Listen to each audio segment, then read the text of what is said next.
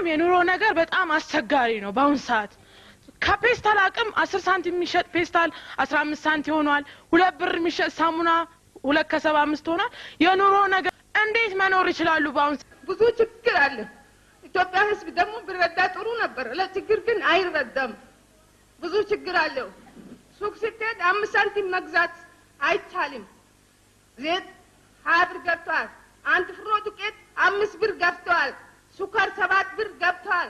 ሹሮ 7 ብር ገብቷል ምንም ችግር አለው ሰው መኖር አይችልም እያንዳንዳችን ኑሮን አልቻልነው ኑሮ በጣም ከብዶናል እስከመቼ ነው በዚህ ሁኔታ መቀጠል የምንችለው ለምሳሌ የ1 ሊትር ዘይት ዋጋ ከ8 ብር ተነስቶ ነው 20 ብር የገባው ስለዚህ እንዴት አድርገን ነው መኖር የምንችለው ለምሳሌ ስንዴ ተሰጠ ስንዴ ማለት ስንዴ ብቻው ምንም እናደርገው ነገር የለም በኑሮ ውድነት ሁላችንም በየጓዳው አይደለም የውጭ እንግዳ ለማስተናገድ ልጆችን እስከ መጥላት ደረጃ የተደረሰበት ሰዓት ነው